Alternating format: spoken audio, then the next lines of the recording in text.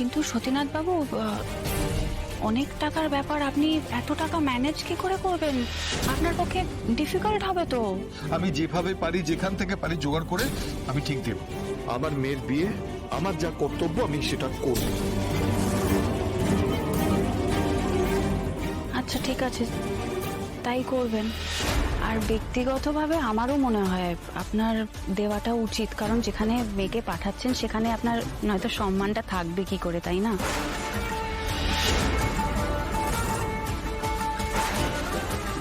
এসে গেছি। একটু দেরি হয়ে গেল, মিষ্টিটা আনতে গেছিলাম তো।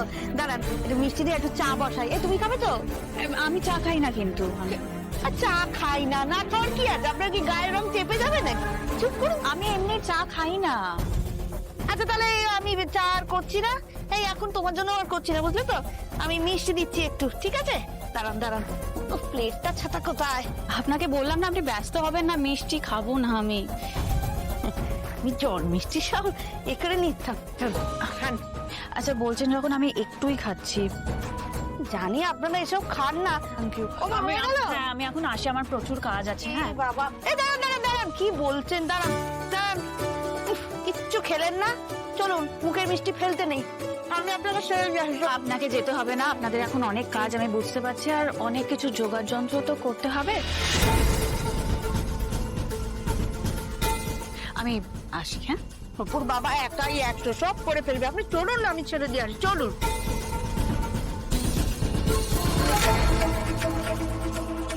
আমি দেব, আমি দেবো ঠিক যেভাবে পারি জোগাড় করে আমি দেব। কেউ জানতে পারবে না, কেউ জানতে পারবে না। আর তো স্যার জানতে পেরে গেলে তো বিয়েতে বাধা দেবেন। না, মেয়ের বাবা হয়ে আমি সেটা মেনে নিতে পারবো না। আমি জোগাড় করবো। আমি খাওয়া দাওয়া সবটা মিলিয়ে 70 লাখ তো হবেই। কি করে দেবো? কোথা থেকে জোগাড় করবো এতগুলো টাকা? বলতে পারলে কিনা বলো, আমি বুঝতেই পারছি না তোমার মুখ দেখে। বুঝেছো? হ্যাঁ ঠিক আছে, যাও।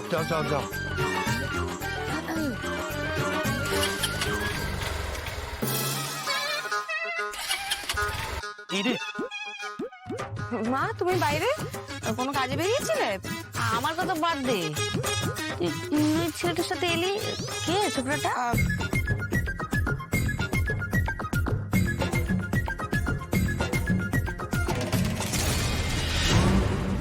মা, তুমি এখন পুজো নিতে প্রস্তুত তো মা? যা যা হওয়ার কথা ছিল তাই হবে তো মা?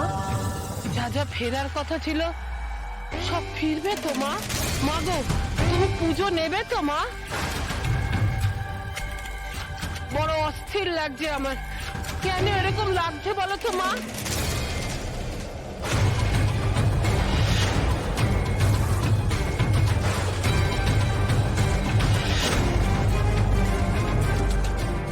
বলছো মা, আবার এইসব কেন হচ্ছে?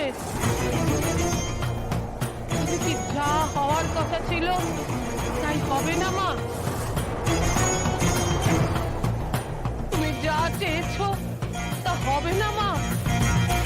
ভবিতব্যে যা লেখা ছিল তাই তো হওয়ার কথা ছিল। তবে কেন এমন হচ্ছে মা গো? কেন এমন হচ্ছে? কি রে, তোকে জিজ্ঞাসা করছি, বলবি তো কে ও? ও মানে আসলে তোর সামনে বিয়েও এরকম ভাবে এখন যাত্রার বাইকে করে আসিস না, পাড়ার মধ্যে খারাপ লাগে না দেখতে? গাড়ি ভাড়া এইসব কিছু একটা বলবে, বুঝেছো? ওটা ওই অ্যাপ বাইকের লোক। কি ভাই? এখন ওই অ্যাপ থেকে বাইক বুক করা যায়, ট্যাক্সির মতো বাইকও বুক করা যায়, অনেক কম খরচা হয় মা। এখন কত কি বেরিয়ে গেছে না, ও ট্যাক্সির মতো বাইকও এরকম টিপে বুক করা যায়। কি একটা বলছিল সেদিন, জানিস? যাক, তাও 2 চাকার উপর ভরসা নেই, বিয়ের আগে বাইক ফাইক চড়তে হবে না। বাইক কে চালাচ্ছে তার উপরে ভরসা করতে হয় মা। এই চালাক না কেন, ওরকম অনেক আমি এরকম কেতাগিরি দেখেছি, 2 চাকায় কোনো ভরসা নেই। তুই মার্কশিট পেয়েছিস? হ্যাঁ পেয়েছি, হ্যাঁ। বাড়ি আরে বা, এসে গেছো? আরে চলো সোজা বারাসাত যাবো। ওই দেখ, আর একটা বুকিং পেয়ে গেছে। ঘাড় নাড়াচ্ছ কেন? এক্সট্রা টাকা লাগবে তো, ও 200 টাকা বেশি দিয়ে দেবো। আরে চলো। আপনারটা না, আপনারটা। তুমি যেটা বুক করেছো এটা সেটা নয়। আরে এটাই সেটা। আর তুম নেই জায়গা মানেটা কি? হ্যাঁ, মগের মুলুক আতা হ্যাঁ? हमारा भाईपो ने बुक किया, तुम नहीं जाएगा तो हम पुलिस में जाएगा। अरे पालाता क्यों है, पालाता क्यों है, हम पालाने नहीं देगा।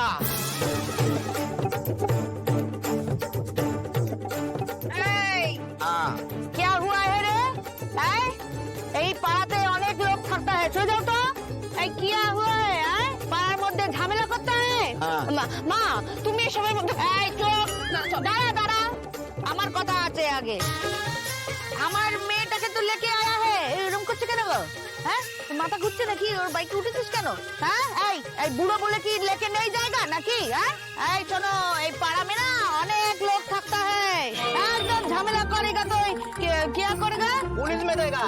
পুলিশ में তুমি এখান থেকে চলো ঝামেলার মধ্যে পড়ো না পাড়ার মধ্যে ভাড়া বাড়ানো চাচা হয় চলো চলো চলো হ্যাঁ ভাড়া বাড়াবে একেবারে তুই দাঁড়া না দেখছিস তো বলো না প্রতিবেশী होता है প্রতিবেশী होके প্রতিবেশী के पास में কি করতে হবে বল না রে বাবা ওইটা এই করতে হবে না चलो चलो 12 चलो। হ্যাঁ যাও 12 লেকে যাও ব্যক্তিগতভাবে আমারও মনে হয় আপনার দেওয়াটা উচিত, কারণ যেখানে মেয়েকে পাঠাচ্ছেন সেখানে আপনার নয়তো সম্মানটা থাকবে কি করে, তাই না? আমি দেব, হ্যাঁ, যেভাবেই হোক এই বিয়ের খরচার অর্ধেক টাকা আমাকে জোগাড় করতেই হবে।